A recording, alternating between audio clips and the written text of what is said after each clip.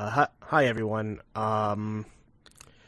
This episode, we recorded pretty early in the week, but the day we are recording this, we had to record this little extra bit because hours ago, our time, it was announced that Jessica Walter, who plays Fran Sinclair in Dinosaurs, passed away at the age of 80. Yeah. She passed away peacefully in her sleep.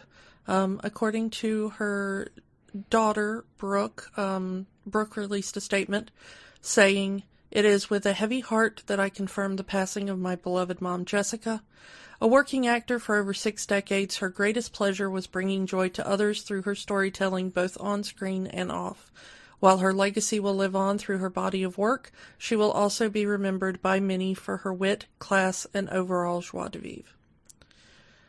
The family is asking that anyone who wants to memorialize Miss Walter donate to an organization called Guiding Eyes for the Blind that provides seeing eye dogs for people with vision problems. So, if you would like to honor her, that appears to be the way. 60 years of working, and she worked up until the moment of her death. I mean, they're talking about doing more Arrested Development. And Archer is still ongoing. I mean, there's at least one more season of Archer planned. I think maybe more than one. So I guess we'll have to see how they will deal with her absence on those.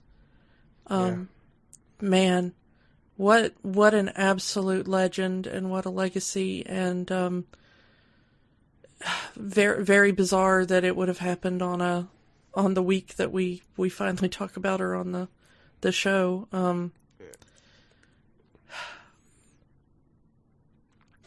But we're going to dedicate this episode to her, and everybody go see A Star War. Enjoy the show, everyone. And now, our feature presentation. I'm JP Tuesday. And I'm Kiki Canon. As lifelong Disney fans, the work of countless talented Disney creatives have shaped our lives. Now, as the Disney catalog expands, we're taking a journey through film and television to discover if that spark that shaped us as children lives on in adulthood. Does your favorite Disney media still cast that same spell? Join us as we find out. We are Rewatching the Magic. Hi, Kiki. Hi, Tuesday. Before we get into our main feature here, we do have a bit of news. Yay, news! So the first one I want to talk about is the Hawkeye TV show hasn't even aired a single episode yet on Disney+, and we're already getting a spin-off starring the character Echo, which, again, we have not even seen this character yet, but apparently someone at Disney thinks that this character is impressive enough that they're gonna go with a spin-off. Yeah, it seems kind of cool. It's a deaf Native American woman. I'm already interested just by that description. She's got the power of being able to mimic anybody's fighting style. Very much like the villain Taskmaster. Yeah, and also the character of also called Echo in Overwatch. So Overwatch may have to pay Disney a chunk of money. Who knows? So yeah, I mean, there's not much else we can say. Maybe this will lead to Hawkeye becoming deaf in the series, like he is in the comics. Yeah, it is a thing that a lot of fans have been wondering about. Will they ever have that be part of his character? Because it is such a big part of the character in the comics. Staying on Marvel, breaking news, we actually have a date for Black Widow. The long-awaited movie with Scarlett Johansson will be releasing into theaters on July 9th, and will also be releasing to Disney Plus with premiere access on the same day, much like Raya and the Last Dragon did a few weeks ago. Yeah. I'm glad that this movie is finally getting a release. I've waited over a decade to see this movie. I can wait a few more months. I am also interested in what they're going to do with the character. So, also, because Black Widow is moving, a lot of other Disney movies have shuffled as a result of all of this. Cruella, the Emma Stone reboot of Cruella de Vil, will keep its May 28th release date, but also will be released on Disney Plus with premiere access on the same day. Okay. Because Black Widow is moving to July, that was the original planned release date for Shang-Chi, the next Marvel movie, and that will be moving to September. I think they're really hoping that that one will get full theatrical release. Yeah, there's no word on if it's going to Disney Plus or not, so I don't think it's nothing yet anyway. But they might change it up when we get there. Pixar's Luca will be going directly to Disney Plus on June 18th. No theatrical run and no premiere access. Ooh, I hope it gets some theatrical run because if they want that thing to be eligible for any of the animation Oscars, it's got to play somewhere for at least a couple of weeks. You would think that, but Soul got nominated and it never got a wide theatrical release. It doesn't have to get a wide release, but I think the rule is it has to play in at least one theater for a 2-week continuous run to be eligible. But again, Soul didn't. I don't know. They may have recently changed it, but that was, So I think with Pixar is people just need to see this movie and they're just foregoing the money that they could have gotten from a theatrical run. Maybe. Because even Mulan got a theatrical run outside of the U.S., which is why we had to get the premiere access for that. So, anyway. Also, some of the Fox movies have gotten some release date. Free Guy with Ryan Reynolds is finally getting released August 13th. And what will likely be the final Disney-owned movie, that is, getting released this year, The King's Man on December 22nd. All you Kingsman fans, you're getting an early Christmas present. I kind of like that series, so. So yeah, so that is all of the Disney movie news that we know as of this recording. Yep. And some of that is like hours old, if that, as we're recording. Yeah, we're actually recording pretty early in the week due to scheduling. Yeah. So, one more bit of Marvel. Let's take a little bit of the first episode of The Falcon and the Winter Soldier, which aired a few days ago. Yeah, I'm a little weirded out. If you listened a couple episodes ago, I talked about what I wanted from future Marvel TV series, and it was mostly meant as a joke. But the joke was basically that I wanted all of the Marvel series to just be Marvel characters in therapy working out their personal and family issues, and, oops. Maybe they were right, and this COVID vaccine gave you powers to see the future. Yeah, I mean, maybe. People have been asking me when I'm getting my superpowers from the vaccine, so maybe this was it. I will say that my personal thing, no spoilers, but my personal feelings on the first episode were, it's a very slow start, but I'm willing to give them space to see where they go with it. Right now it feels like Falcon. And also the Winter Soldier. Because right now their storylines have nothing to do with each other. It's like two completely separate storylines happening in two completely different locations. Neither the twain shall meet at this point. And there's no hint yet as to how they're going to eventually connect. It is not the immediate grab that WandaVision was, and I'm not saying it has to be, but I'm a little worried that those people that claimed WandaVision was slow which I did not understand that argument at all. What are those people going to say now? Because this is like snail's pace compared to WandaVision. I think the opening scene would give Marvel fans who didn't like WandaVision what they want. And I think that's what and they'll stick around and see the actual drama part of it. And at least I don't know.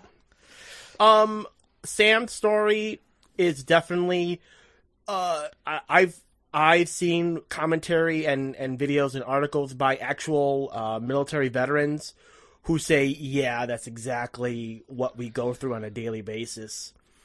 So also there is some racial tones because Sam is a black man, and he is, even though he is a military veteran and he is one of the Avengers, he's still getting treated like a black man in America. And also there is some accidental, because this was primarily filmed pre-COVID, there is some sort of weirdly accidental commentary on theoretical post-COVID life with some stuff, because just like in WandaVision, they are dealing with the aftermath of the blip, the snap. And the way it's playing out, and specifically the way they show it playing out to people who are members of marginalized communities, really is ringing true for a lot of people right now. Yeah. That kind of interruption to your life and your livelihood, and, now that people, now that vaccines are getting out, people are starting to wonder what happens next. And so far, we're not having a lot of hope in certain fronts. So, yeah, it's kind of a weird commentary that was not intended, but turns out to be slightly, unfortunately, prescient. So, and I know a lot of people are really talking about Bucky's storyline, which kind of broadly deals with PTSD, and that a lot of people are saying that his the way they're portraying his reactions to PTSD is very kind of true to combat veterans who have had combat related PTSD, especially. Yeah, I was going to say that. Yeah, a lot of veterans are chiming in on Bucky's story. Yeah, yeah. Also, the way they're like you said, the way veterans are being treated, not just in all cases, even by therapists and all that. Yeah, it's a kind of an interesting, and slightly subtle, I guess, condemnation, because if you want to work with military equipment and stuff in the U.S., you have to have all your scripts gone through by the Pentagon, and the Pentagon is very notorious for not allowing anything it thinks makes the military look bad.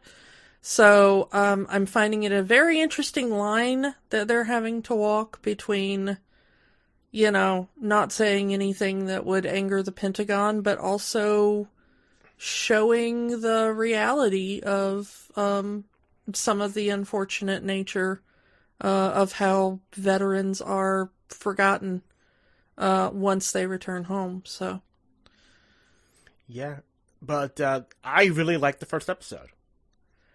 Again, I thought it was a little slow for me. I'm not sure where they're going, and I would have liked the two main characters to have interacted at some point. But I'm willing to give it space and see where it goes. It didn't immediately turn me off from it or anything. It's just it's going to be a different thing than WandaVision, and you can't really compare them. Yeah. But, yeah, we'll see where this show goes. And, 6 weeks from now, we'll give our spoiler-free thoughts on the show as a whole. and hopefully it'll give us satisfaction in this second Marvel TV series from the Marvel movie studio. Yeah, I really wanted to succeed. Oh, also, another show is getting started this week. Season 2 of Solar Opposites. Woohoo! And hopefully next week we'll be giving our own little thoughts on Season 2 as it's being released. Yeah, this was by far the kind of big surprise we've had in the last year. Yeah. When our good friend Lindsay, who works on the show, asked us to review the first season, we did not know what to expect. Go back and listen to that episode. We had absolutely no idea what we were in for. And we both ended up absolutely loving it and wanting more immediately. So now we finally get more, and I cannot wait. Yeah, I'm looking forward to this new season. All right, so let's move on. Let's get to our main attraction, Jim Henson's Dinosaurs. A show we have been wanting to do since we first started talking about doing this podcast. Yeah, this was that early 90s TGIF era where, back when Friday night television meant something, really. Yeah. Where people would be home on Friday nights to watch some of the more popular sitcoms. Now, Friday night is considered a death slot on television. Yeah, it's so weird, but this is, I guess older teenagers would have kind of wanted to, go out, hang out somewhere, whatever. But as far as kind of younger teens and kids and families as a group, this is what we did on Friday nights in the 90s and 80s. Yeah, I mean, say what you will, but Full House, Family Matters, Dinosaurs, Boy Meets World, that was appointment television for us.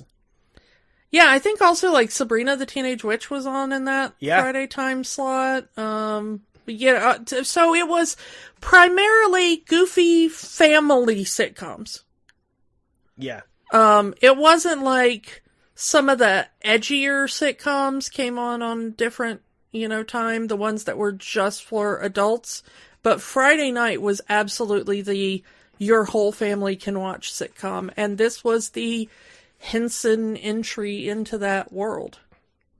Yeah, and this was developed while Jim Henson was still alive. He had this idea going back all the way to like the late 80s. So right after finishing up Fraggle Rock, this was the next project he wanted to do. Yeah. And I'm going to say that it's interesting that he was slightly ahead of the curve here. As he so often was. Let's just be honest. When Jim was developing this, you did have precedent for this kind of deconstruction of the family sitcom. Married with Children. Well, and even before that, you had like, All in the Family with Archie Bunker. Yeah. That was a bit more gruff and a bit more social commentary and stuff like that. And that's what Jim wanted this to be. He wanted this to be an All in the Family or a more family-friendly version of Married with Children, maybe, where the family loved each other, but they weren't perfect. It talked a lot about social issues. And just was a general satire of modern American life. Through the eyes of a dinosaur. Yeah, through the eyes of a dinosaur. And it was such a fascinating idea, but nobody was really sold on it when Jim was first pitching it. And then a little cartoon show came out called The Simpsons.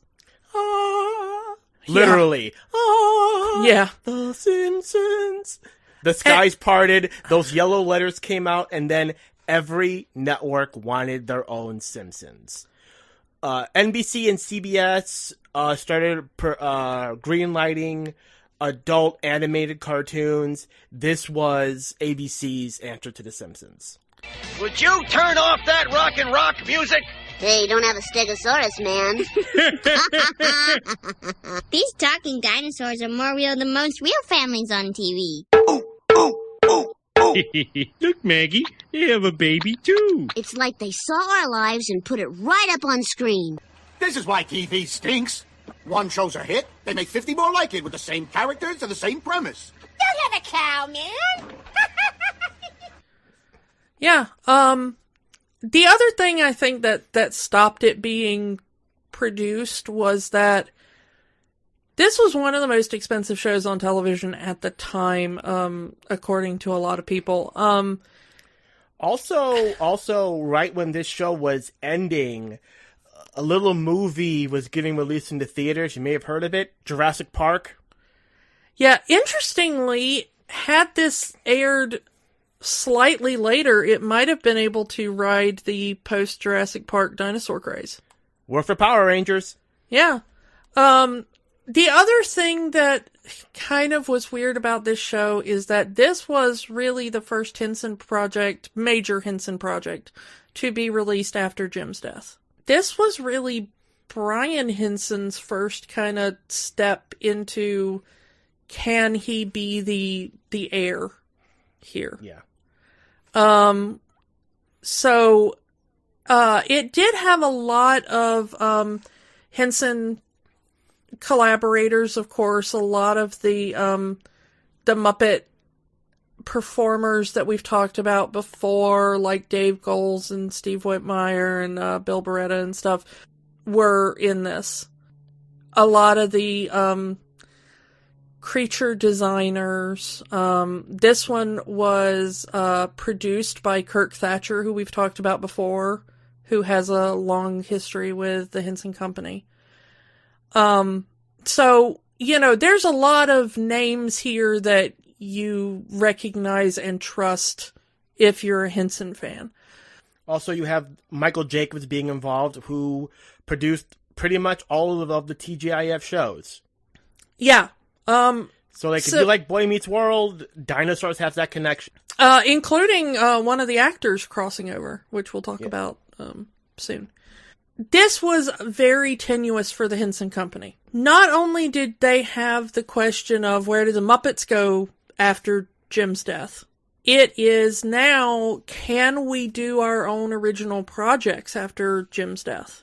And this was the big kind of trial balloon for if the Henson Company was going to keep going beyond just the goodwill of everybody remembering the Muppets. And this thing was an absolute smash. If you were too young to remember this show was freaking everywhere. They even, much like The Simpsons, did their own album of songs. I had that album, and the big single off of that album occasionally just shows up and lives rent-free in my head. I'm the baby, gotta love me. Big purple eyes, I'm very cuddly. Especially when I hit my daddy with a frying pan. I have not heard that album since I was a child. I still know that album, okay? It's freaking I'm the Baby, Gotta Love Me, and Do the Bartman. Yeah, those were the 90s, like, if you were a kid, you were singing those two songs. At least a kid roughly our age. Yeah. Do the Bartman and I'm the Baby were, and this was another one that this was, we didn't know the word meme or whatever, but the catchphrases from this show, especially from the Baby. Mm-hmm. Not the mama, gotta love me. Again. Yeah, and much like Baby Yoda or whatever, this was the Baby Yoda of the time. There were toys, Happy Meal tie-ins, t-shirts, pretty much every form of merchandise you could want, and most of them had the baby front and center. It really was Baby Sinclair versus Bart Simpson. Yeah. I mean, Bart won that one in the long run. Mostly because it was cheaper to produce The Simpsons. The expense of this show was really kind of what killed it, I think. The puppetry in this is really fascinating because these characters were so complex. These are full body puppets, most of them, although the baby was a hand puppet. Mm-hmm. But as far as the rest of the main characters, they are full body costumes with animatronic faces. So there's a human performer inside, and then off to the side is a puppeteer who does just the face, and they have like a radio rig to the animatronics inside the face mask. And the face masks are so expressive. They are really, even now, you look at them and you're like, wow, that is some really high quality tech. This is, if you follow Henson puppetry, these puppets were the next step up from, like, Hoggle in Labyrinth was done in a very similar way. The Ninja Turtles, because Jim Henson had a hand in that. The Ninja Turtles. Also, some of the characters on Fraggle Rock were puppeted using this remote control system. So this is just that technology to the next step. And they've continued. I mean, there are still projects that use that same kind of system. But yeah, it's a long way from Carol Spinning having his hand up Big Bird's neck to mouth the character while using his free arm to grab things. But this required a lot of coordination and a lot of personnel, because each one of these puppets had at least 3 people to bring them to life. And the voices were all added in kind of basically later. You wanna get into the actual voice actors? Yeah, let's go. Yeah. So we're gonna start off here with the father, the patriarch of the family, Earl Sinclair, who is played by Stuart Pankin. He was a character actor. Showed up in a lot of stuff. He was in like Honey, We Shrunk Ourselves for Disney. You also may know him for being Commander Plank in the Xenon movies, if you're into the Xenon movies. He's shown up on Curb Your Enthusiasm, and so we were talking about there's a crossover with the Boy Meets World kind of franchise. He shows up again in Girl Meets World, where he plays Principal Yancey. Got a good solid career of just, showing up and being that guy. Also does a lot of voice work. Interestingly enough, that I'm the Baby song that we just talked about, he wrote the lyrics to it. So yeah, there you go. So as the mother, Fran Sinclair, we have the amazing Jessica Walter. You know her right now because she is Archer's mother on Archer. She is also the mother on Arrested Development. She's Lucille Bluth. She's, here's some money, go watch a Star Wars. That, she's that one. She has had such an amazing career. She has been in almost everything. She has been in Broadway, in films, in so much television. And it's very interesting to hear her in this because it's so obviously her, but just slightly younger. It's a little bit younger version of the exact same voice that she does for her characters now. And the only other difference is that Fran is, nice.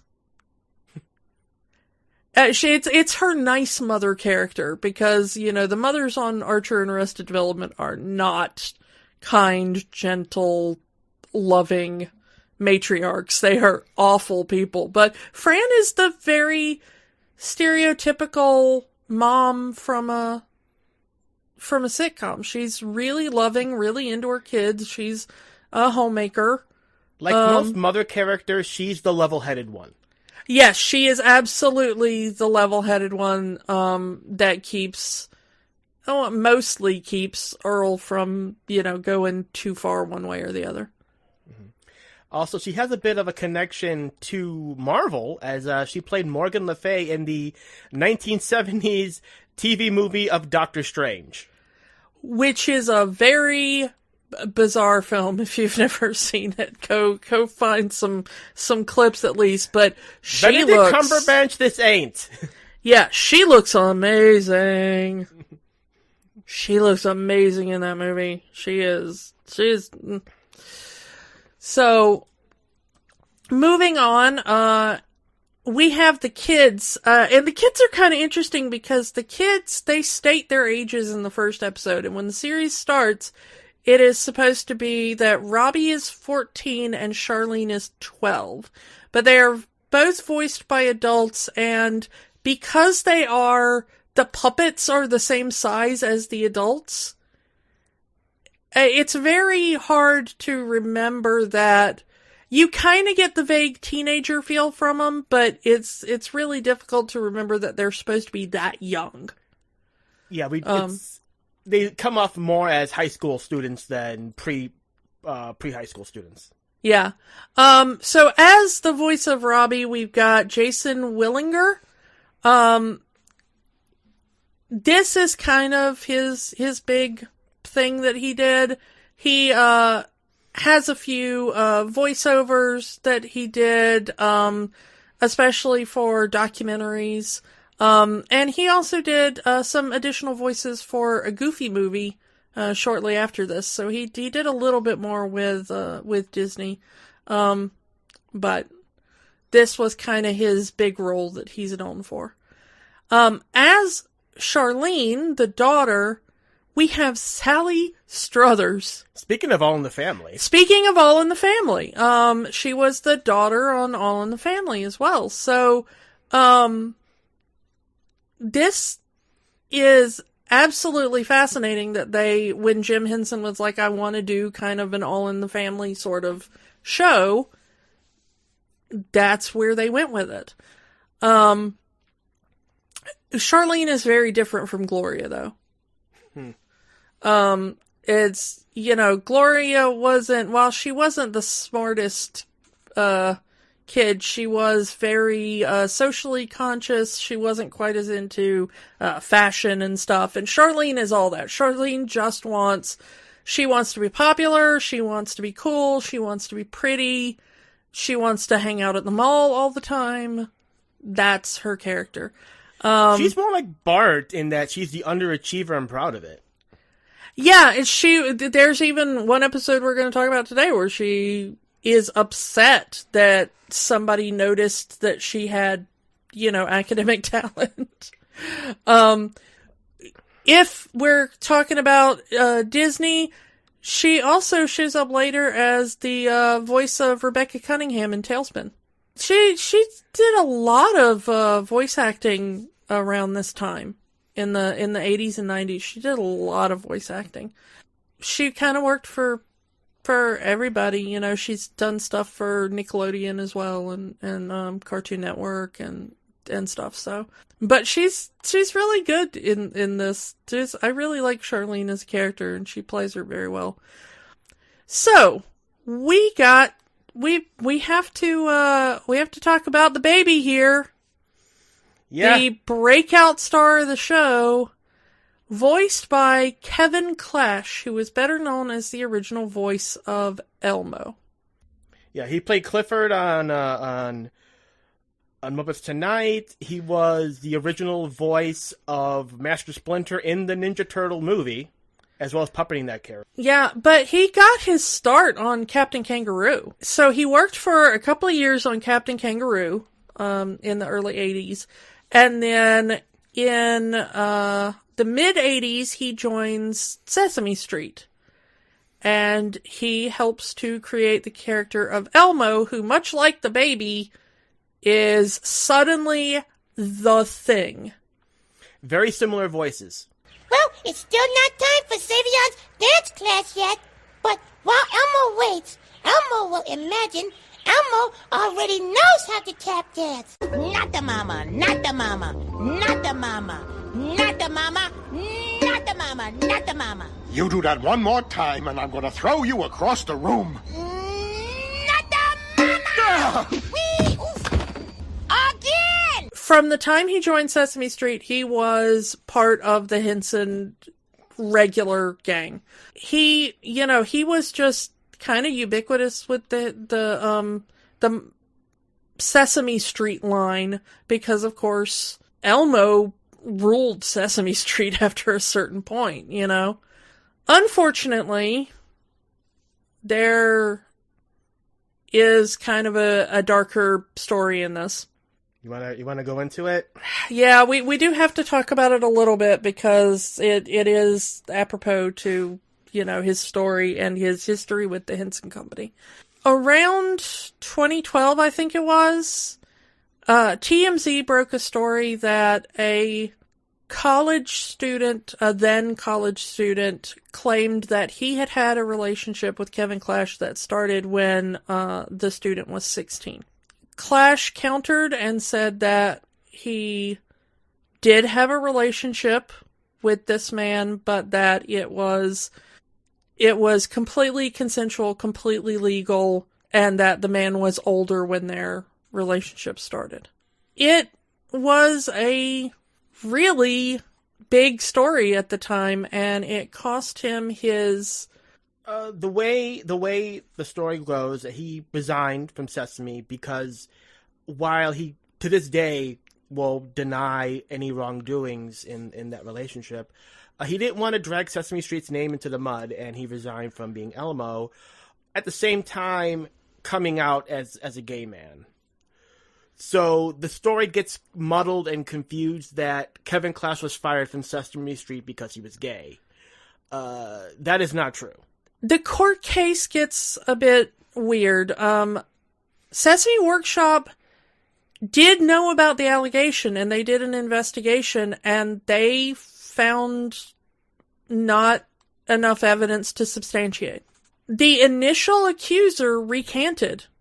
So while he does not work with Sesame Workshop, he does still work with the Jim Henson Company. He did lie low for a few years. Yeah.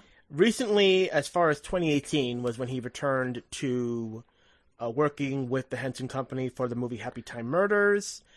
He worked on the Dark Crystal series for Netflix, and is currently one of the puppeteers on Disney Plus's Earth to Ned. It is a thing to know, and honestly, I don't know enough about the case to really say either way. Mm-hmm. So make up your own mind on that. So that kind of rounds out the major cast. The other kind of major recurring character that I want to talk about is Earl's boss, BP Richfield. He is the boss that Earl has at the We Say So Corporation. He is voiced by the great Sherman Hemsley. Once again, talk about All in the Family. Moving on up to the East Side. Yeah, he is best known as George Jefferson, a character that started on All in the Family and then later spun off into the Jeffersons.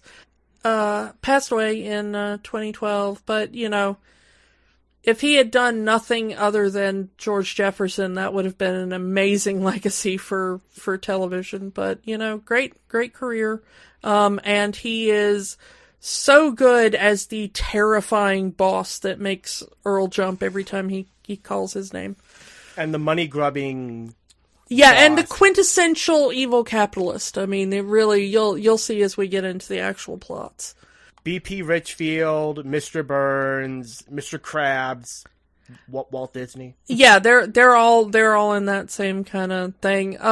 One thing that you may have noticed while we were talking about the names of some of these characters, most of the names of the dinosaurs somehow come into play with fuel companies. Well, specifically oil, petroleum, fossil fuels. Yeah, which are derived from the bones of dinosaurs.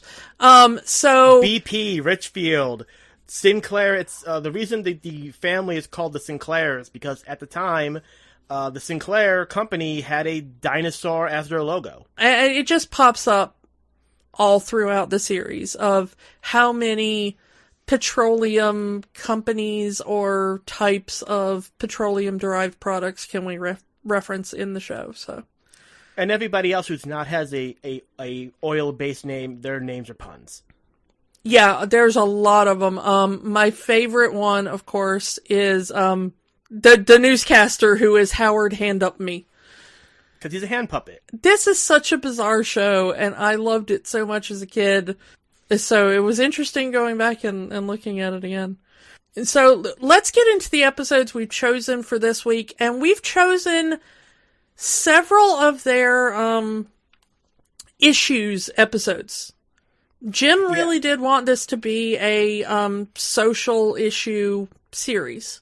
At least half of the episodes, I'd say, deal with some kind of social issue. And we've picked just a few.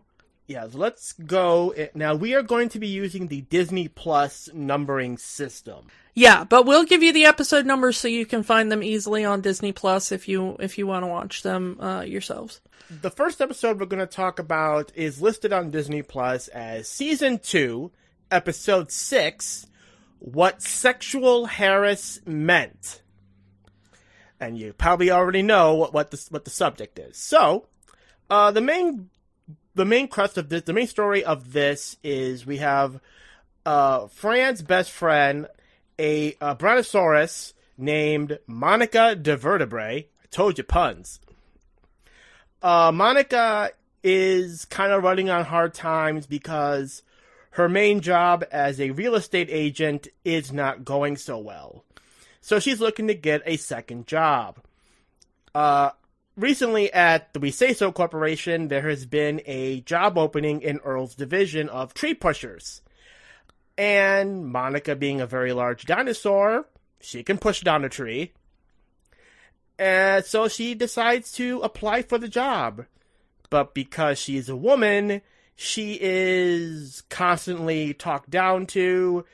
The BP Richfield hires her begrudgingly because she shows how strong she is. By almost pushing down his office. Yeah. It's a very fun, and Sherman Hemsley does a great job in that scene. When can you start? Yeah. So first day on the job, she's pushing down trees, and she meets the foreman of the that area, Harris, who talks in innuendos, so everyone calls him Sexual Harris. Yeah, and they make a big thing. A lot of the conceit of this show is that we see the creation of various things that we take for granted. And in this one, the creation is that this guy, Sexual Harris, is the first one to ever come up with the double entendre. Yes. So they are very impressed that he's figured out a way to say things that have two different meanings. And so it really makes all the males in the group, laugh. And of course it makes, Monica's life just kind of hell. So yeah, Sexual Harris, voiced by Jason Alexander, starts flirting with Monica, and Monica's not having it. You know, she's there to work. She's not there to get a date. And Harris pretty much says if she wants to move up the corporate ladder, she has to go to bed with him. Let's just plot her at the end. She refuses, and she's fired, which leads her to sue the company to get her job back. Yeah, and it becomes a huge trial, and the interesting thing is that this is, the Anita Hill trial. That's what they're trying to do. That was, had just been in the news, recently before this. And so, you know, it was big in the public, mind at the time. So it was even in the same year, I think, that they they filmed and aired this. So, I mean, this was really breaking news at the time that this episode aired.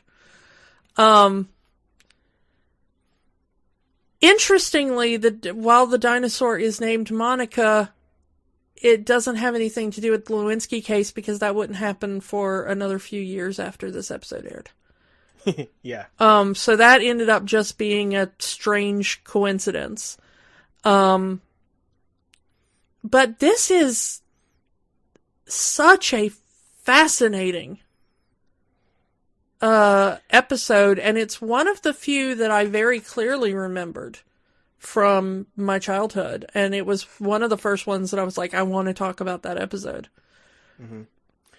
And yeah, the court case had BP Richfield as the judge because he is the owner of the We Say So Corporation. It's an internal investigation, but the reason it makes the news is that this is the first sexual harassment trial in history. That's the other thing the dinosaurs are inventing. And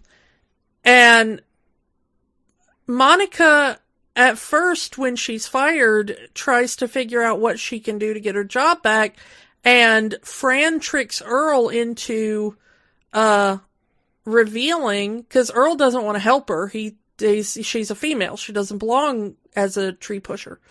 So he accidentally reveals, thanks to Fran, that there is an internal review process if somebody thinks they've been fired without cause, but it's just they've never had this cause before. So it becomes an immediate media sensation because this is the first time that anyone has ever said they were fired because they were a female and they wouldn't sleep with their boss. And we had the entire We Say So board of directors as judges asking questions, and they're all demeaning questions. What were you wearing that day? What underwear are you wearing now? Maybe you really wanted to be hit on. Maybe you were asking for it. The usual chauvinistic male type of thought. Yeah. One of the characters is even called Mr. Mason Dixon. Like you said, pun names. One character is literally being moved by puppets on strings. A puppet being puppeted. Yeah, it's a very odd visual. It's odd, this episode, in that they want to make the, quote, subtext as out there as possible. The thing you're going to learn if you've never seen this show is that this show is not subtle. No, it will beat you over the head. Yeah, well, because it was a family show, but they were also trying to teach these lessons to kids as well. Which is even referenced in the episode itself, where the grandmother is saying, why are they putting this on television? I don't want the children to see this.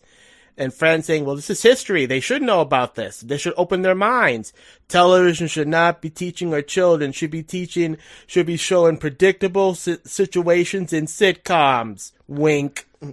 Yeah, I mean, they will absolutely lay out every moral of the story because they wanted the younger kids to get it too.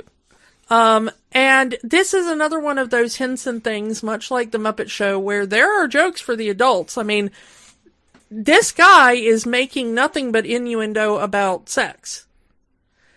But if you're a little child, you don't understand what all his, if you know what I mean, kind of stuff actually does mean, because the kids won't know. The parents will get it, but the kids will get the idea of she was fired for being a woman and that is bad. And at the same time, we have the B plot of, as you were saying, Charlene is actually excelling in school, that she hates it because she wants to be a slacker, but because she's actually good at something in school and encouraged to try, her rep's going to get damaged. But she goes for it anyway. It's science, astronomy, and even making a replica of what at the time they believed to be the solar system, with the Earth in the center, and it's also flat because prehistoric time. And she's ridiculed for it by her male classmates. I would have liked if we actually had a scene of that rather than just Charlene saying it. Yeah, she comes home with like the destroyed model Project, and yeah. she says that they ate it before the teacher even got to see it. And she wants to give up. And this is when Monica is trying to decide if she wants to pursue this as a court case. It's very difficult and she doesn't think she's going to win. And she wonders what even the point is. And then she sees Charlene saying like, no, I just need to go back to putting on pretty clothes and this isn't for women, you know, I shouldn't do this.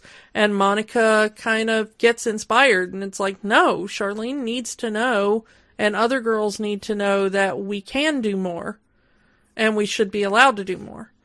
It's a nice women in STEM kind of subplot there. Yeah, and in fact,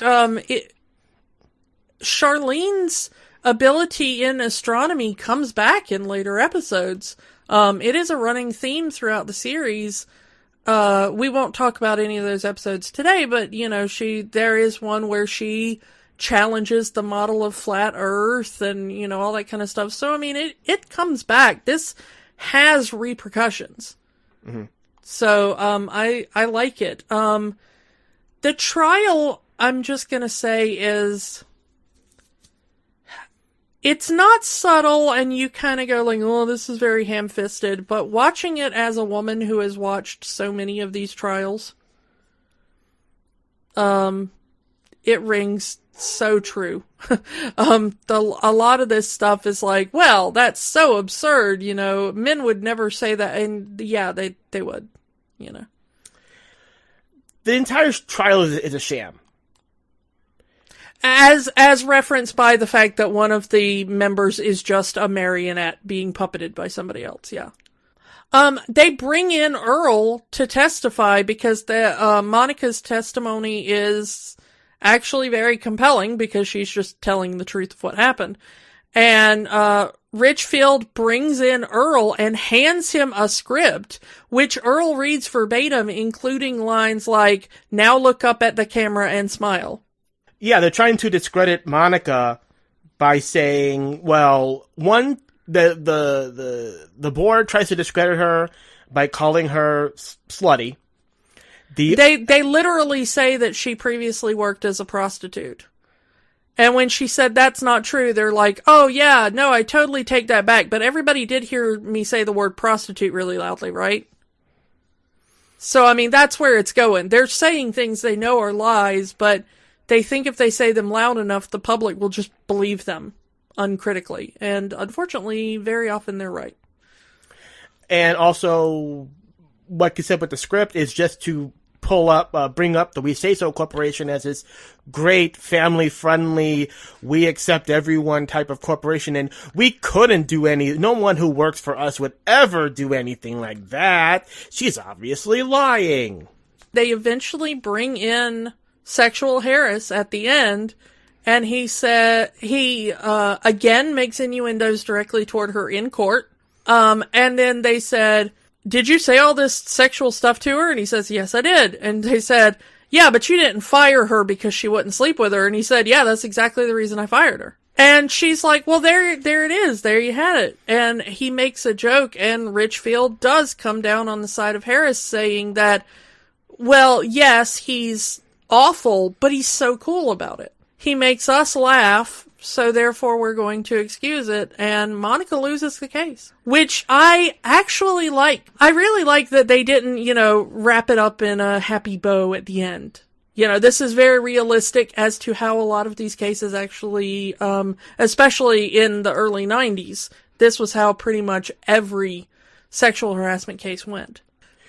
But it's enough to inspire Charlene to continue this love of astronomy. Yeah, she redoes the project. She gets a really good grade on it. Her teacher is bragging on her. Other kids in the class thought it was cool. And she directly says that Monica standing up for herself showed that she could stand up for herself too, and so she did. I do like the final statement of the episode, though, because Fran says, see, Monica, you've shown people that women are capable. You've inspired the next generation of women. And after all, how long could it take to get full equality? And then they all just kind of look at the camera. And that's the end of the episode. This is 1992. It is 2021, and this episode is so relevant. Yeah. And like I said, this aired within, 2 months, I think, of the end of the Anita Hill, Clarence Thomas trial. You know, we joke now about the South Park 6-day turnaround, and so if it happens this week, it'll be on South Park in the next week. This was about as close as you got to that in the 90s. And I remember this episode so clearly as a child. It talked about how important it is for women to stand up for themselves, but, it could have done a little bit better about, maybe that men should stand up for women as well. Although it does kind of show that with Robbie. Robbie is very adamant that everything that has happened to Monica is wrong, and even gets into a bit of a fight with Earl about it. I was surprised that I still liked this episode almost as much as an adult as I did as a kid. Yeah. It is, again, don't expect subtlety from this show. This is not metaphor, they will absolutely come out and say directly. But, if you've got young-ish kids in the house, if you've got, 9 to 13-year-olds and stuff, not a bad show, I would say, to have them around. All right, I guess that's all we can say about that one. Yeah. Let's move on to the only two-parter in this series' history. Season 2, episodes 11 and 12, Nuts to War. This is one that I really wanted to talk about because this is 92, the Gulf War. Yeah, we were in the start of the Gulf War. And another thing I was glued to the TV for. So this questioned the war. For a show, an American show, to question war as America is going to war. That was bold. Yeah, much like, it's probably better remembered by people after 9/11, but in the Gulf War, there was a lot of that patriotism, America, F yeah, kind of feeling. It wasn't quite as heightened as it was after 9/11 for obvious reasons, but there was a lot of sentiment of yeah, we gotta go over there and kick butt. It was absolutely terrifying to watch as a child. I'm just gonna be honest about that. I can still close my eyes and see those images. And that's what this episode is reacting to. Dinosaurs inventing the concept of war for the first time. Yeah, so the story of this is that we have a territorial dispute over pistachio nuts. Plants that happen to land on a swampy area that borders the territory of the two-legged dinosaurs and the four-legged dinosaurs. And the four-legged dinosaurs have claimed that area as their own, which will result in pistachio prices going up. The two-legged dinosaurs don't want to pay that extra fee, so they go to war with the four-leggeds over these pistachio nuts. Yeah, for the sanctity of their snack foods. Which is, they actually use those terms. They want to show the absurdity of the struggle. This is such a fascinating and good two-parter, to be honest. And it starts out so bizarrely. It's just Earl going I need more pistachios, and Fran saying there's none at the store, and then they discover that there's none at the store because that area is now being occupied by four-legged dinosaurs. We never see the other side of this conflict. We really don't see four-legged. The only four-legged dinosaurs we see in the entire series is Monica. Yeah. And she gets, in the second episode especially of this, they talk down to her like, oh, are you a spy for the four-leggers, And she has to tell him like, no, I've been here for how long? This is my home. I'm loyal to here. Which is another reference to, name the war and name what the other side was, whether it's Jews or Asians or Muslim Americans. Yeah. Yeah. So I can see where Monica comes from. She's a four-legged dinosaur and they hate her because they're going to war with the four-legged dinosaurs. And where previously, and we see Monica in like half the episodes. She comes over for coffee and she's just Fran's friend. She's the next door neighbor that's always over. And to suddenly it was Monica all along. Yeah. But to suddenly have her be seen as the enemy, not by everybody. I mean, Fran, of course, defends her. Charlene defends her. But Earl is very much, Earl and his friends are like, oh yeah, get out of here, we don't want you. The only one of Earl's friends that ever defends Monica is Roy. Because he's in love with her. So, yeah, they start this war, and they straight up said, we're not going to send anyone who is a valued member of society. We're not going to send anyone who's actually working. We're going to send the elderly and kids to fight our battle for us. Which, again, another hit of the clue by four over people's head of this story. Yeah, and the young kids, too, because like we said, Robbie is 15 maybe at this point. At this point in the series, yeah. And they send him off to war. And actually give him, make him an officer. At first, Robbie doesn't want to go to war. To say, hey, maybe we can has anyone actually tried talking with the four-leggers? Maybe we can negotiate a deal. And said, no, this is... And Earl mocks him. How dare you say something that ridiculous? No, you're going to go be a man. Yeah, Robbie's thing is that eventually we see him in the battleground, and by the time we get there, he's been in war for a few days, and his personality has completely changed. He's into the war now. He wants to fight. He goes from being a reasonable kid who wants to negotiate and doesn't want to fight and thinks the whole thing is ridiculous to once he's actually in the military, all he wants to do is hurt four-leggers. Mm-hmm. Which is its own commentary, which I guess you can take that as you will.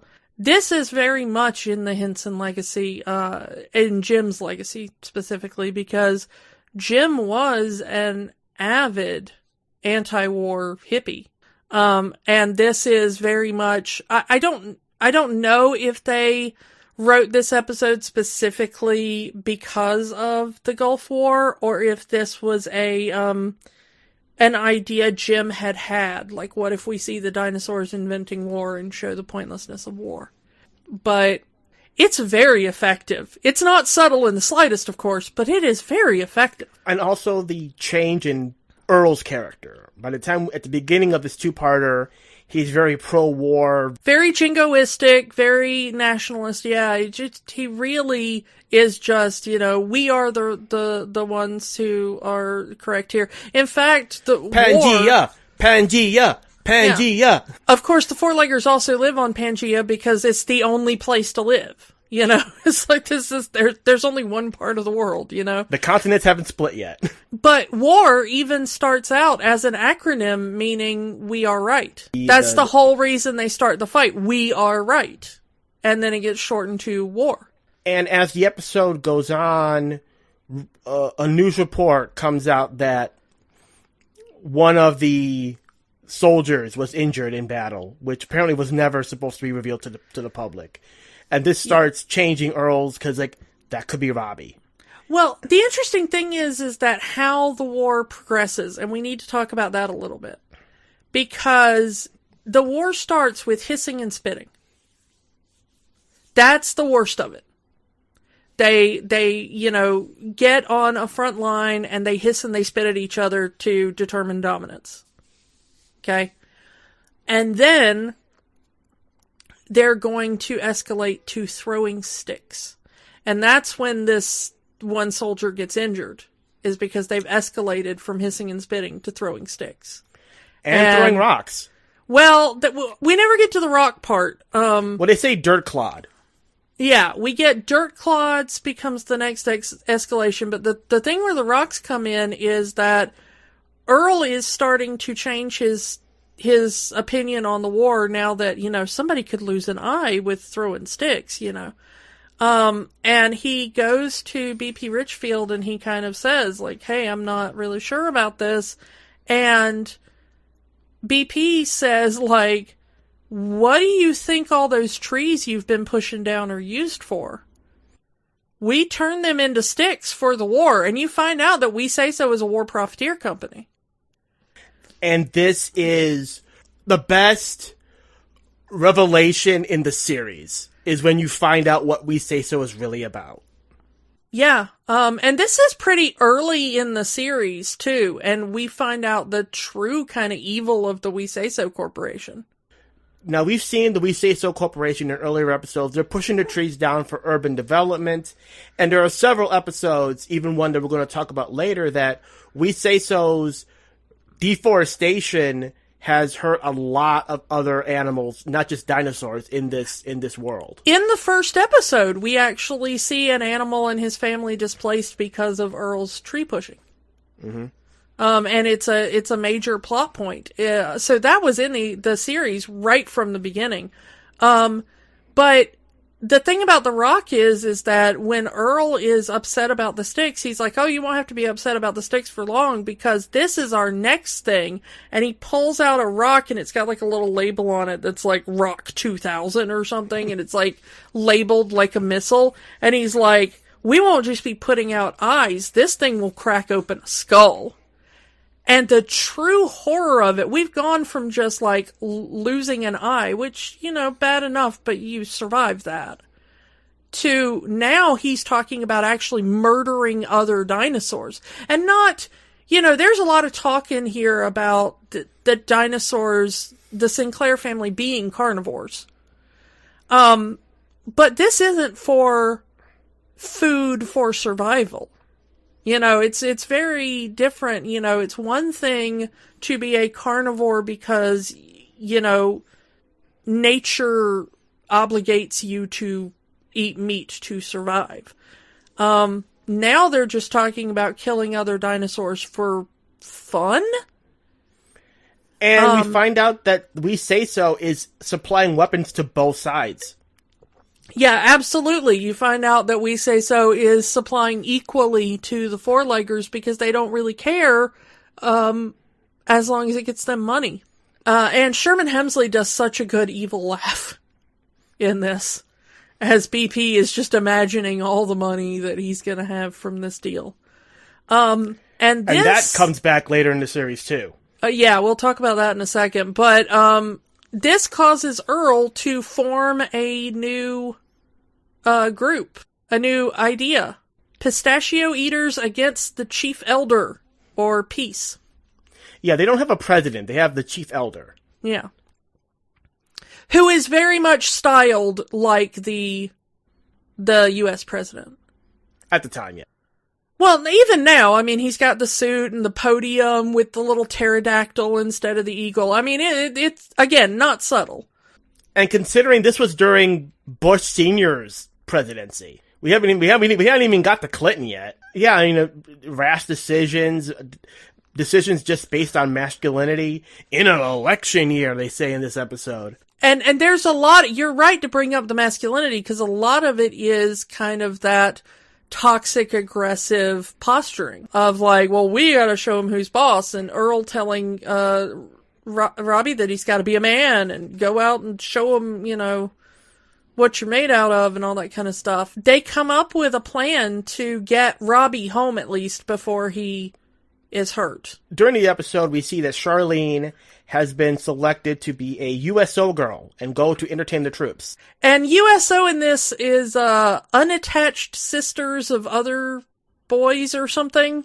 Of other dinosaurs. Yeah, something like that. But basically, that acronym is the biggest stretch in this entire two parts. Yeah, the rest of them are really good. Like the Pistachio Eaters against Chief Elder and the We Are Right and stuff. Spot on. Beautiful. USO is a little weird. And Charlene just wants to go to the war front to meet cute boys in uniform. Again, she's very frivolous in these early episodes. Yeah. So Earl and Roy dress up as USO girls and goes to entertain. Earl goes into the war zone and meets Robbie. And as I said before, Robbie has gone full soldier. Yeah, he is 100% committed to the violence at this point, and is talking about, no, we need bigger sticks, and we need to hurl them harder, and. And Robbie, coming back to it, Robbie becomes a general when his commanding officer is literally blinded by sticks. Yeah, right in front of him, too. Mm-hmm.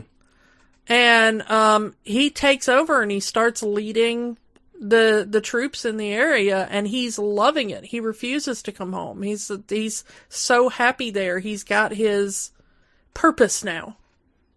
Which shocks Earl. Yeah. And Earl comes home defeated. He has to come home to Fran and say, I couldn't, we've lost our son ideologically, if not physically. Earl even gets berated by his friends, his co-workers, saying, you're against the war, that means you're anti-two-legged. That's a flashback from that 9/11 era. Ugh. Yeah. But, it also was at the time of the Gulf War, too. I knew a few people who were very anti-war during that time, and you'd hear other people talking about them like, well, that's just un-American right there. It's what, I mean, yeah. I get it. You're all peaceful hippie or whatever, but that's just anti-American. And this all comes to a head where one soldier is reported to have died. Yeah, we finally have our first casualty of war in history.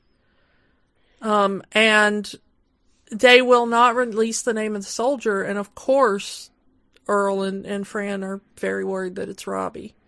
And the whole episode just comes down. But in the background of this episode are a lot of other references to the cost of war. We've already talked about the extreme patriotism, the hatred of immigrants. But you also get things like blacklisting. The news actually runs a list of, here are people today who spoke up against the war, and it's just their names being broadcast to their entire community as being, anti-war. We get all kinds of references to propaganda. And in fact, even one point after they harass Monica for being a four-legger, she says, I don't know, maybe it would be better if I was over there with my own kind. And Fran said, but then you'd just be hearing propaganda from the other side. They're probably not any better than we are. They're probably just being told the same nonsense that we are.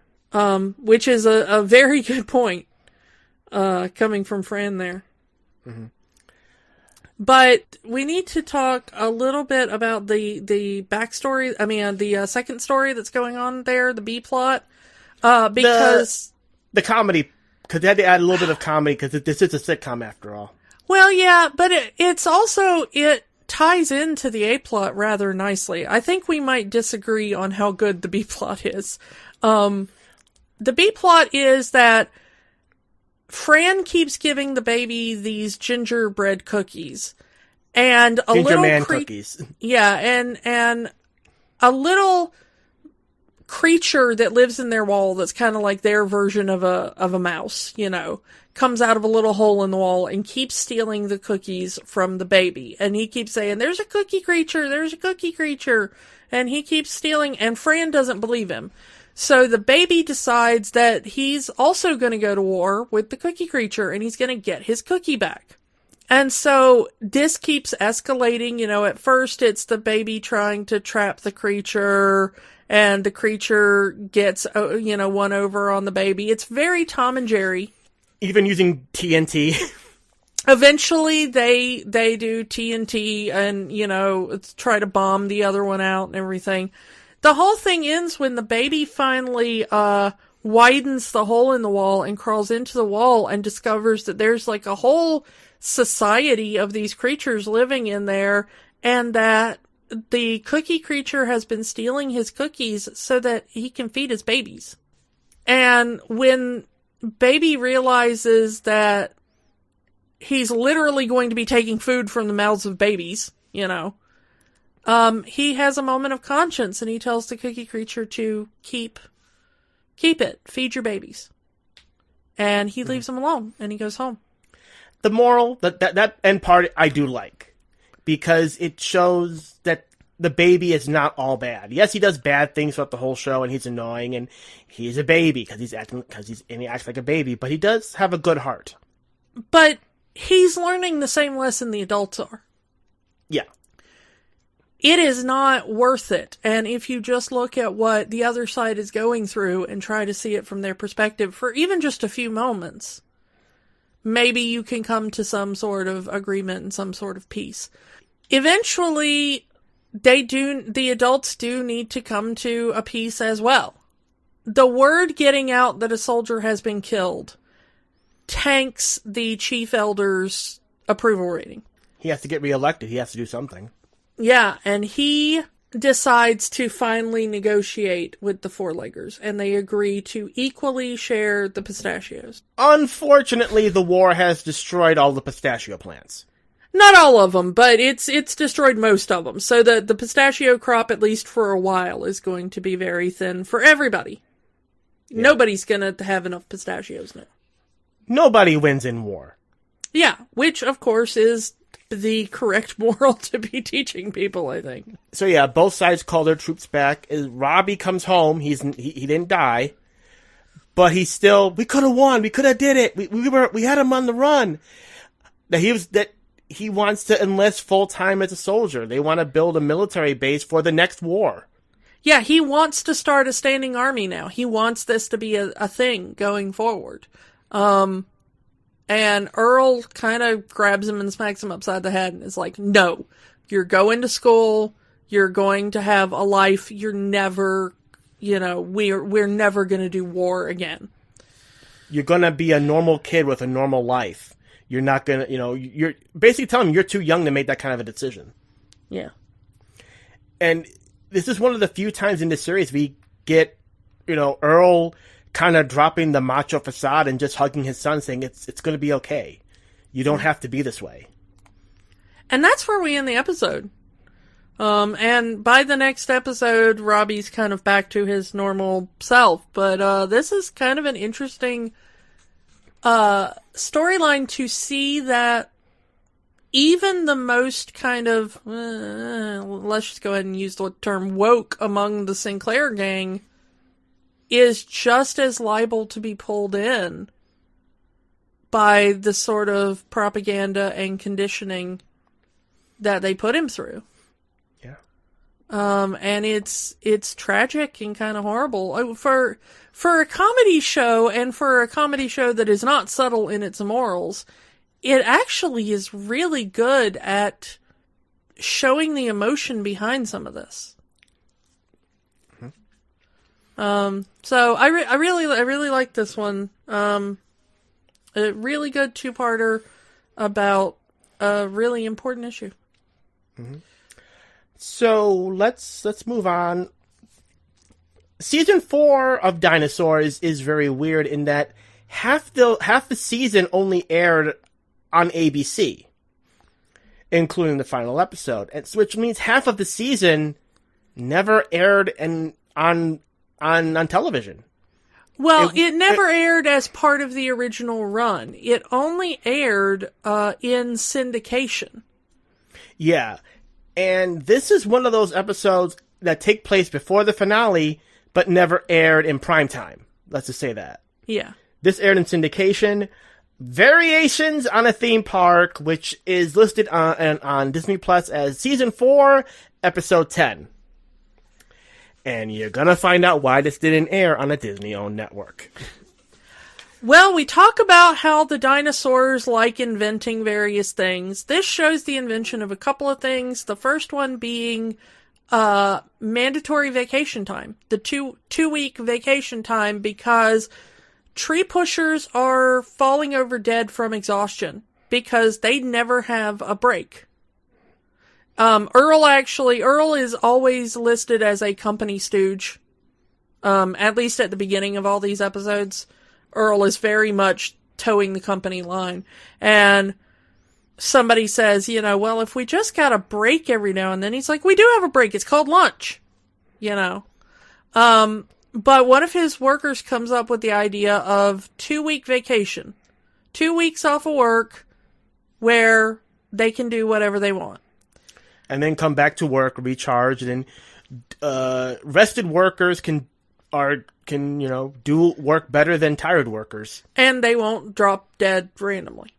Yep. So Fran's idea for vacation is to have a 2-week vacation at a cabin in the swamp so the family can spend time together, because as the two teens are getting their own lives together, they're not spending as much time as a family anymore. They used to spend dinner together.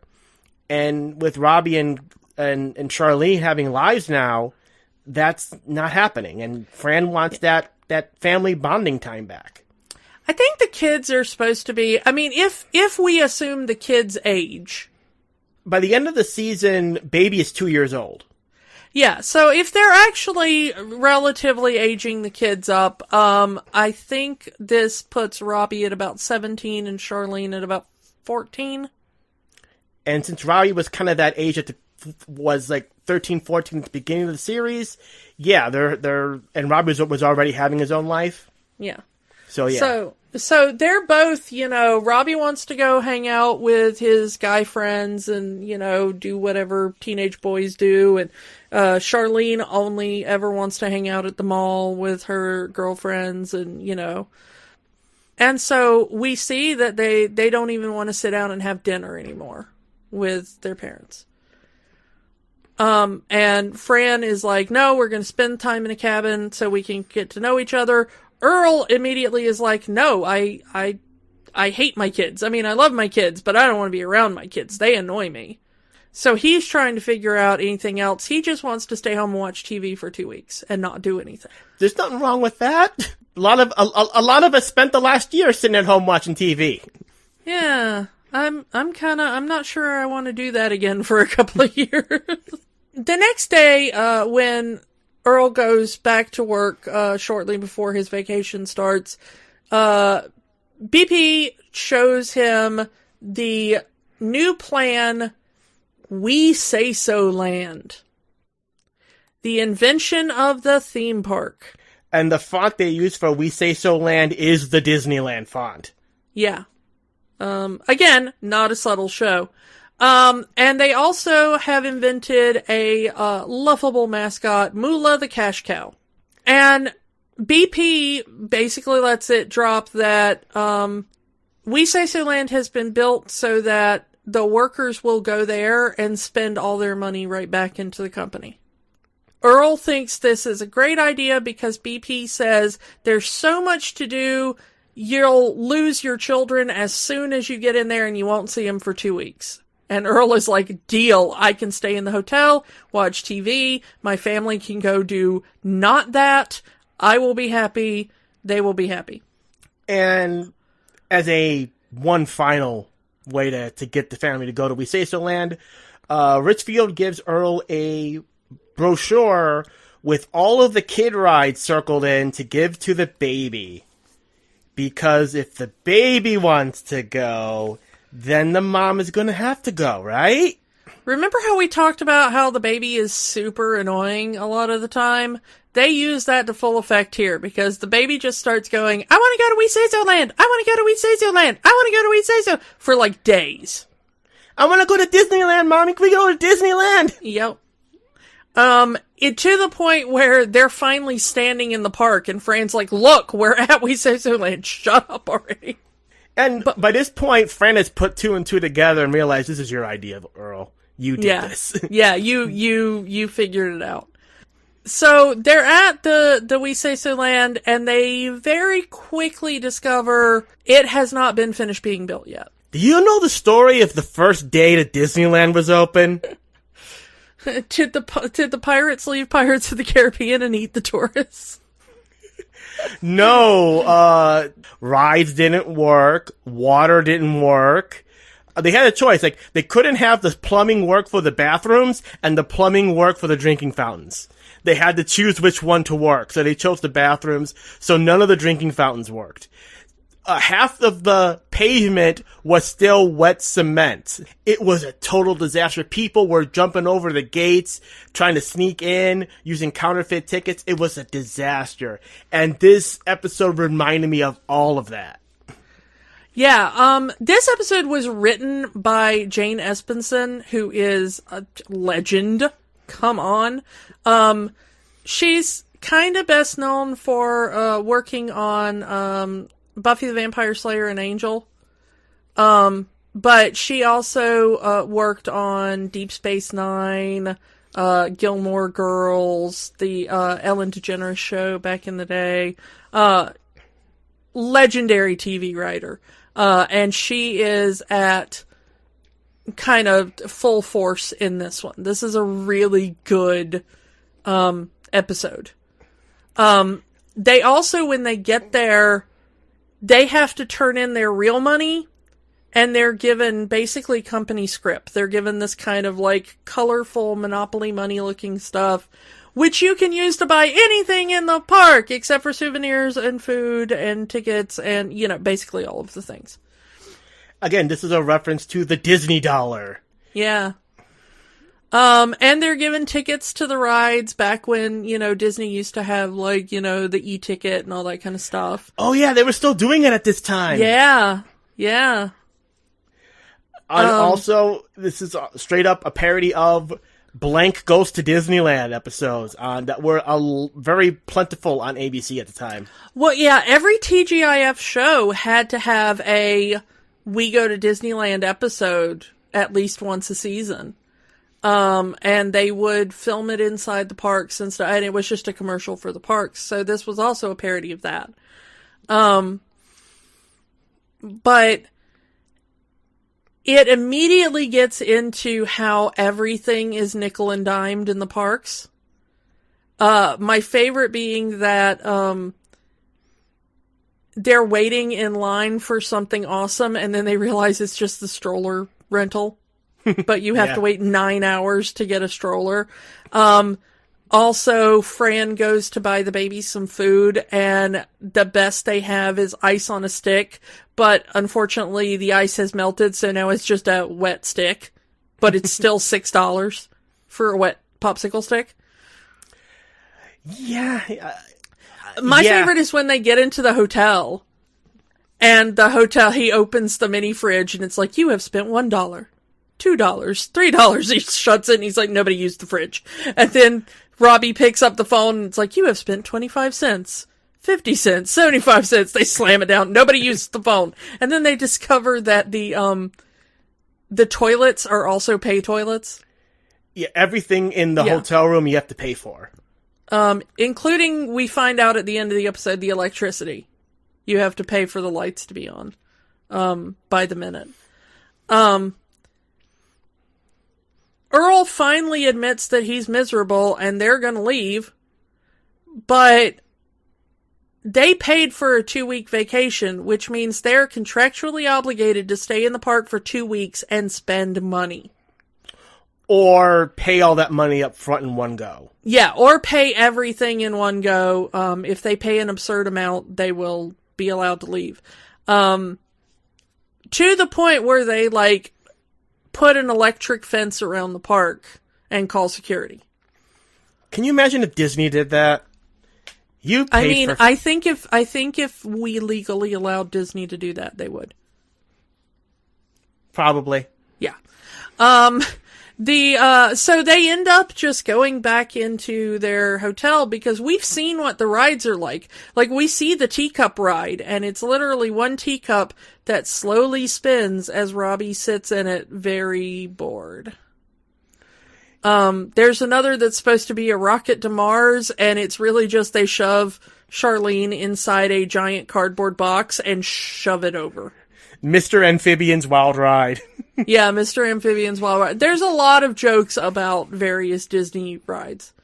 So they're trying to save as much money as possible, so they're just inside the hotel. And they're trying not to touch anything or eat anything or do anything. And they are bored out of their minds. But Fran talks about the fact that all she wanted from her vacation was to spend time with her family and get to know her family.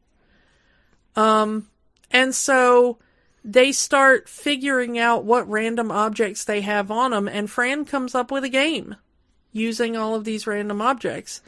And they end up having a good time. Just in the room together with each other. If they had just gone to the swamp and to the cabin, they would have had a good time. And they wouldn't have spent all of their money. Again, you can see why Disney would not want to air this. This is not your typical TGIF blank goes to Disneyland episode. This is absolutely not a commercial for Disney.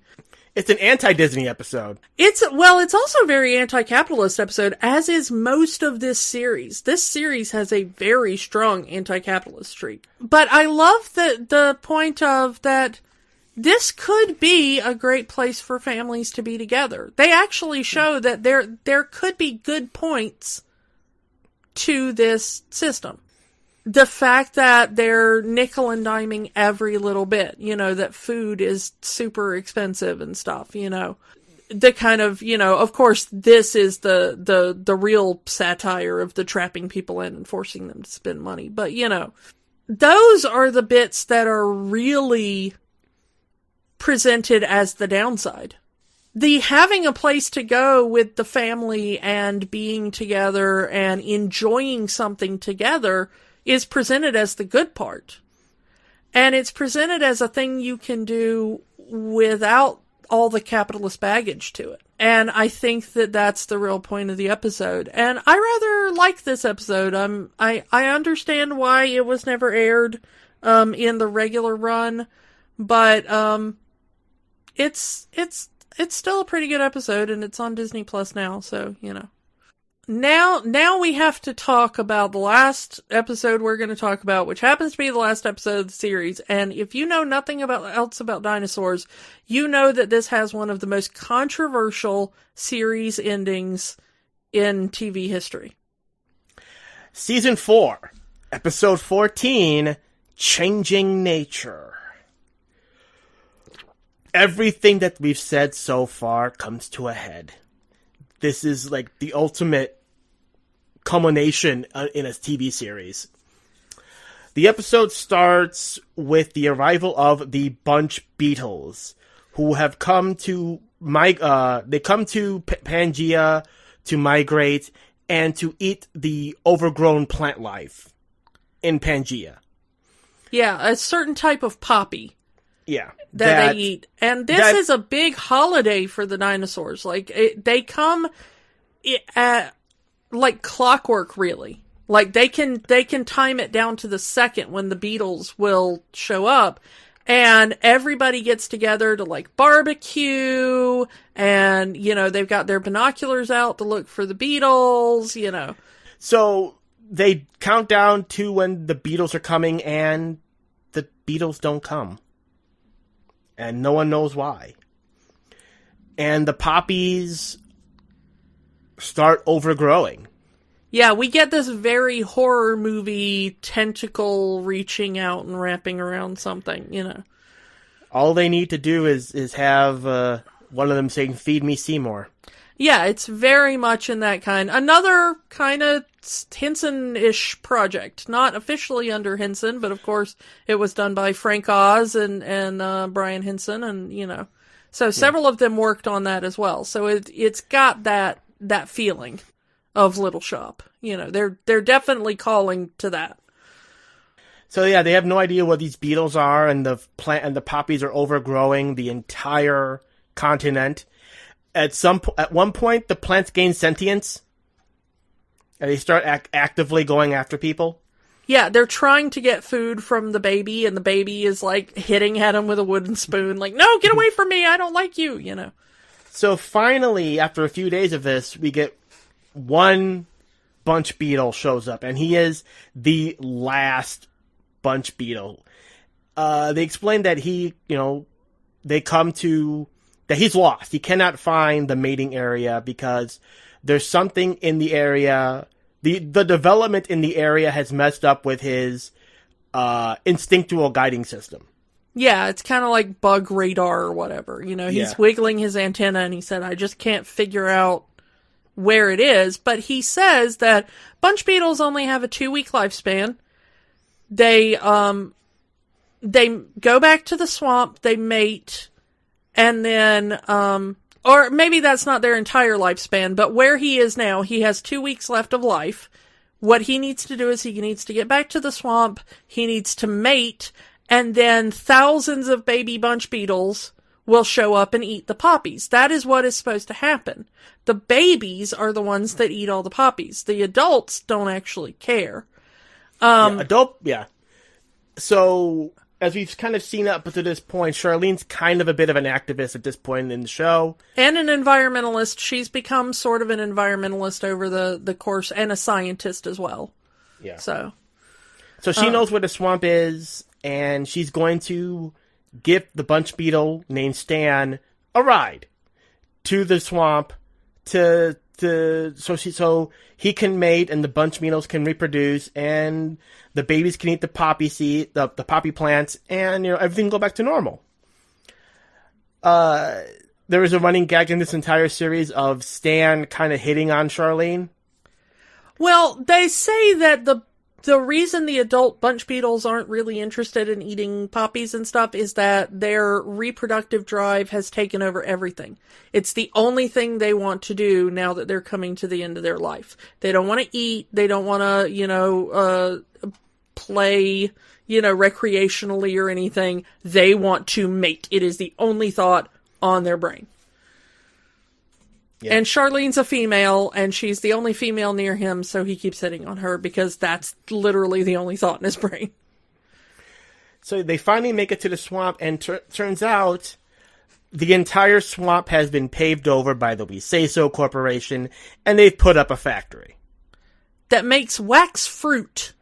Because, after all, wax fruit don't grow on trees. And as this is happening, we see a bug exterminator spreading bug poison all over the area because they don't want bugs near their factory. It gums up the machinery. They get sucked into the machinery, and it's a big issue. So, yeah, all of the bunch beetles have been killed off by the We Say So Corporation.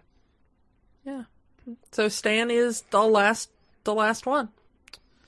Mm-hmm. And Charlene very quickly realizes we've messed up the environment here because without the bunch beetles to eat the poppies are now strangling all other life. We see that the poppies are everywhere inside their house. When we see Howard Hand Up Me on the news, he's covered in poppies, and the whole studio is covered in poppies. Literally choking the life out of everybody else. Yeah. And so this is becoming an issue, and Charlene gets an interview on the news, and she explains the mystery of the bunch beetles. We killed their breeding grounds, and we killed all the bunch beetles, or at least We Say So did. And because of that, they're not here to eat the poppies. The poppies are overgrowing. It's causing a chain reaction because of the We Say So Corporation. And BP is finding out, like, uh-oh, this is bad news. His boss calls him and is like, no, you we're losing market share. People hate the company now. You need to fix it. Find somebody to take responsibility for it and come up with a plan and all to get us out of hot water. Gonna pause on this point because we have to go back to the beginning of the episode, because Earl's story in this entire episode is that he loves technology. Yeah, he loves progress. He loves whatever is new and the least natural thing ever. We start with an electric-powered grill. He starts using weed whackers as opposed to regular pruning shears. And this, when he finds out Charlene is on the news, he interrupts the interview going over the praise of progress. That, we killed off the bunch beetle, but we have microwave toast. We can do all of these great things because technology and progress is a good thing. And BP sees him defending the company and defending technology and says, like, okay, Earl, you're at the head of the task force. Figure out a way to get rid of the poppies. Yeah, and Earl, as the head of this new division, decides that they're going to just throw some pesticides on the entire continent of Pangea to kill all of the plants at once. Well, he only intends to kill the poppies, but they don't actually bother to develop a spray that will just target the poppies.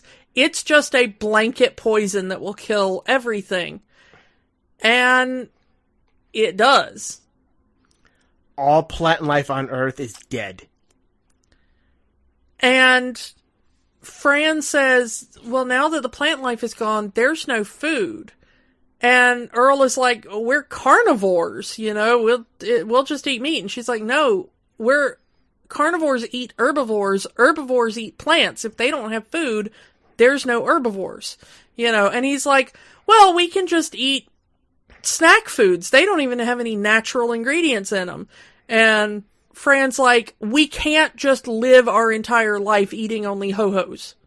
I can! Yeah, the baby's like, I can, but it's, Earl is like, no, this can't be a problem. We have technology. Technology's gonna save us. And the rest of the family is going like, no, Dad, this is really awful. You need to come up with a better plan.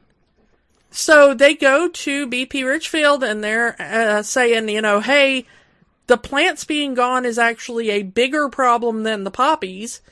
We need to figure out a way to get plants back. And Richfield goes, well, what makes plants grow?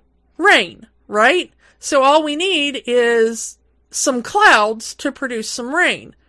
Well, when volcanoes erupt, they produce clouds. So what if we just throw a bunch of bombs in all the volcanoes around Pangea? They'll make a lot of clouds, and then we will have rain.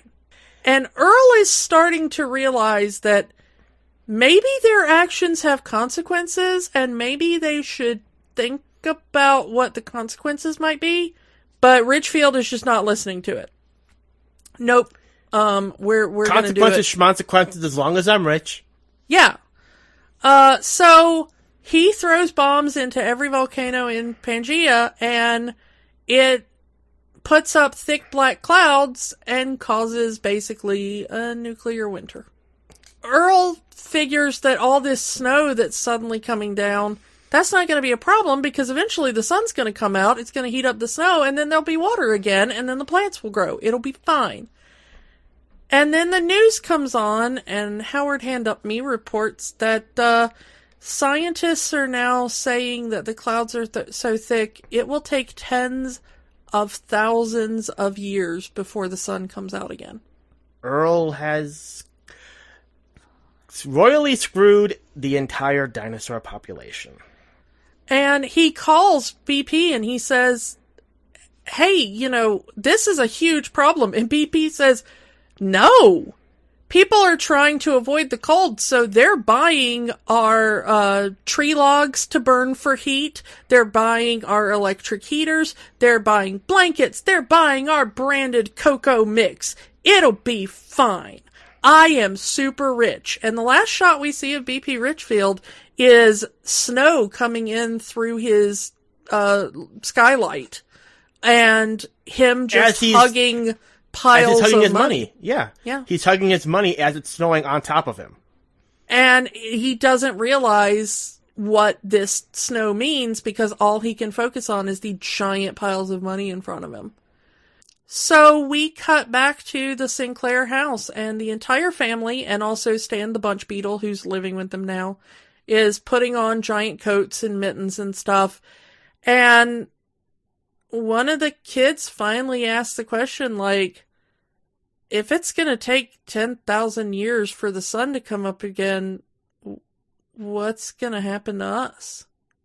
And Earl tries to explain it to the baby. He tells the baby that your dad did not take very good care of the world, and he should have thought more about what he was doing about your future.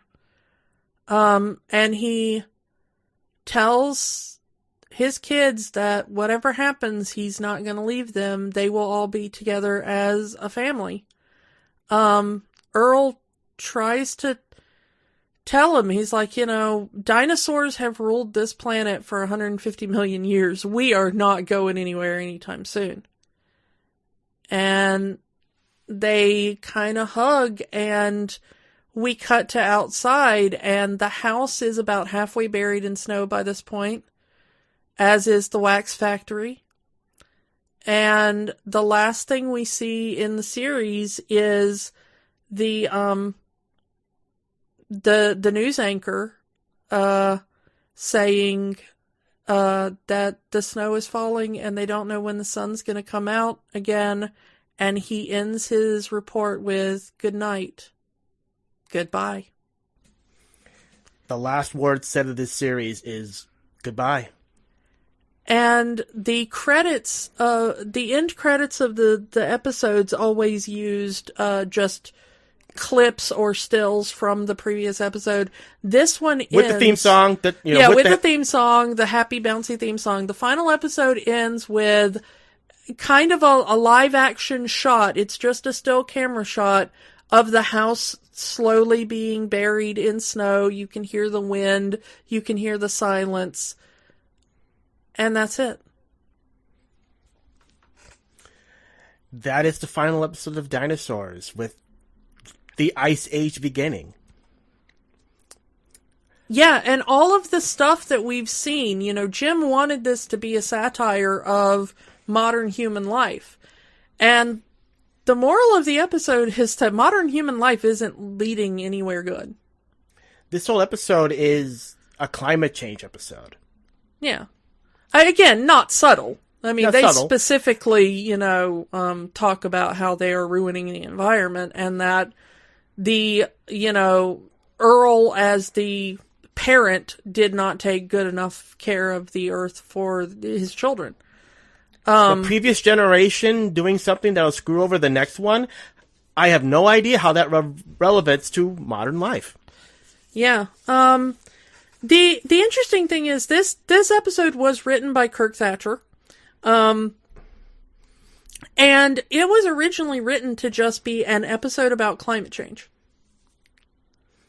They were just going to do an environmental episode, but as they were writing it, they found out they were canceled. So they reworked it to, there is no moving past this. I mean, the episode ends very definitively on the dinosaurs will die very soon.